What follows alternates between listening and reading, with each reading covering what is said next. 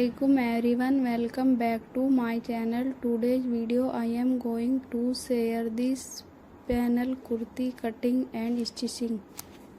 Please keep watching the video till the end.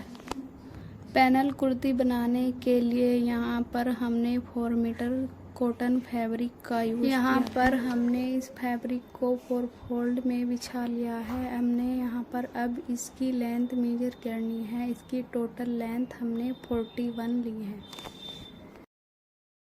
यहाँ पर हमने इसके शोल्डर के लिए मार्किंग करनी है। यहाँ पर हम अपना शोल्डर 7 इंच रखेंगे। देन हम उसका हाफ करते हुए 3.5 इंच पर मार्किंग कर लेंगे।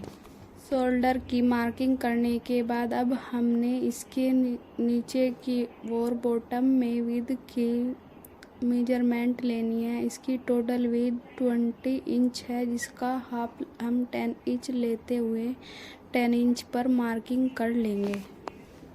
दोनों ओर मार्किंग करने के बाद देन हमने स्केल की हेल्प से इस दोनों लाइन को मिलाकर स्ट्रेट कर लेना है।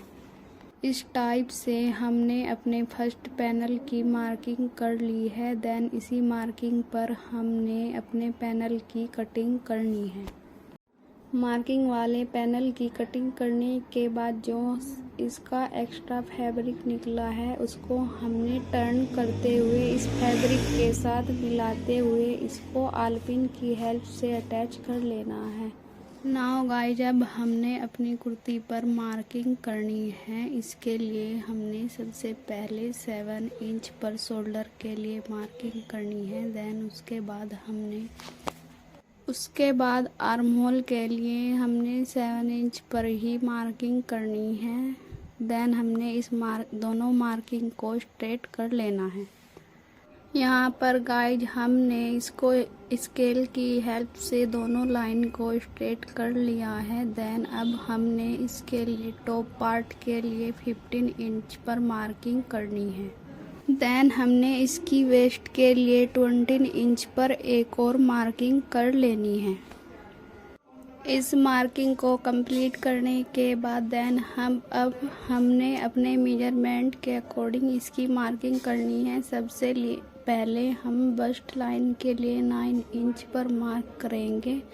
देन उसके बाद हमने इसकी चेस्ट के लिए 11 इंचिस पर मार्किंग करनी है। एंड हमने इसके साथ ही इसकी हिप लाइन के लिए भी 12 इंचिस पर मार्क कर लेना है। मार्किंग को कंप्लीट करने के बाद देन हमने इसको स्केल की हेल्प से स्ट्रेट कर लेना है। देन अपनी मार्किंग को कंप्लीट कर लेना है। यहाँ पर हमने bust line and chest line को मिलाना है। देन उसके बाद हमने hip line and chest line को भी मिला देना है। नाउ गाइज, अब हमने यहाँ पर इसके bust line, chest line and waist में 2 इंच का स्टिचिंग मार्जिन ऐड करना है। देन उसके साथ ही हमने इसको स्केल की हेल्प से मार्किंग करते हुए स्ट्रेट कर लेना है। बेसिकली गाइज हमने यहाँ तक अपनी मार्किंग को कंप्लीट कर लेना है। आई होप कि आपको यहाँ तक ये वीडियो समझ में आया होगा। अगर आपको मेरी वीडियो हेल्पफुल लगे तो प्लीज़ हमारे चैनल को ज़रूर सब्सक्राइब करें एंड वीडियो को लाजमी लाइक करना है।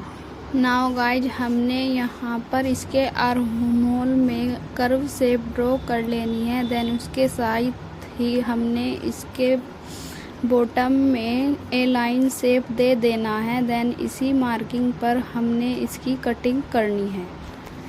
यहाँ हमने बॉटम में नीचे की ओर 2.5 इंच पर मार्क करना है एंड इसको राउंड शेप दे देनी है। इससे हमारी कुर्ती के कोने स्टिच होने के बाद निकलेंगे नहीं। यहाँ पर हमने अपने कुर्ती के बॉटम में भी राउंड शेप दे दी है। पूरी कंप्लीट मार्किंग होने के बाद अब हमने इसी मार्किंग पर इसकी कटिंग कर लेनी है।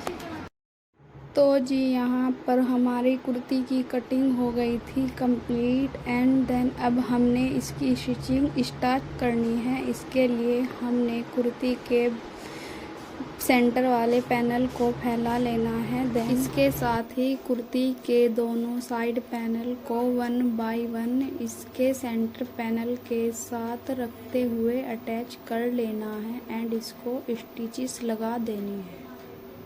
तो जी हमने यहाँ पर अपने दोनों पैनल को अटैच करते हुए रेडी कर लिया था।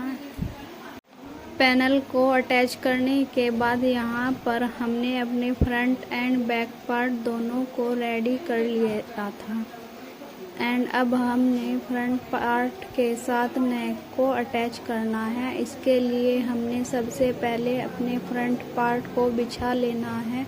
यहाँ पर हमने पहले से ही बोट शेप में अपने नेक को रेडी कर लिया था एंड इसको हमने आलपिन की हेल्प से कुर्ती के सेंटर में अटैच कर देना है एंड इसको साइड स्टिच लगाते हुए कंप्लीट कर लेना है। यहाँ पर हमने फ्रंट पार्ट में नेक को टॉप स्टिच लगाते हुए रेडी कर लिया था एंड इसी टाइप से अब हमने अपने बैक नेक की कटिंग कर लेनी है। देन उसके साथ ही हमने उरे पट्टी के साथ अपने बैक नेक को रेडी कर लेना है। यहाँ पर हमने जो अपनी पैनल कुर्ती रेडी की है हमने उसको सिंपल ही रखा है। आप चाहे तो इसके पैनल्स के जॉइंट पर आप बारीक वाली कोई भी लेस यूज कर सकते हैं एंड इसकी लुक को इन्हेंस कर सकते हैं। हमने यहाँ पर अपनी कुर्ती को सिंपल ही रखा था। यहाँ पर हमने अपने बैक नेक को कंप्लीट करने के बाद अब हमने फ्रंट एंड बैक पार्ट को रखते हुए अपनी कुर्ती के शोल्डर जॉइंट कर लेने हैं। कुर्ती के शोल्डर जॉइंट करने के बाद अब हमने अपनी कुर्ती में साइड फिटिंग लगा लेनी है। देन इसको नीचे तक स्टिच करते हुए कंप्लीट कर लेना है। कुर्ती में साइड फिटिंग लगाने के बाद अब हमने कुर्ती के दामन में लेस अटैच करनी है। यहाँ पर हमने स्कैलप वाली एम्ब्रॉयडर्ड लेस यूज की है एंड इसको हमने 2 टाइम स्टिच लगाते हुए अपनी कुर्ती के बॉटम में लगा लेना है। तो गाइज हमने इस टाइप से कुछ अपनी कुर्ती का दामन भी रेडी कर लिया था। अब हमने अपनी कुर्ती की स्लीव्स अटैच करनी है। कुर्ती की स्लीव्स के कॉर्नर पर भी हमने यह स्कैलप लेस अटैच की थी। स्लीव्स को जॉइंट करने के बाद हमारी कुर्ती यहाँ पर हो गई थी कंप्लीट। हमने कुर्ती के वेस्ट में भी इलास्टिक अटैच की थी जिससे हमारी कुर्ती की लुक और इन्हेंस हो गई थी। उम्मीद करती हूँ कि आपको ये वीडियो पसंद आई होगी। Don't forget like, comment, share and subscribe my channel. Thank you.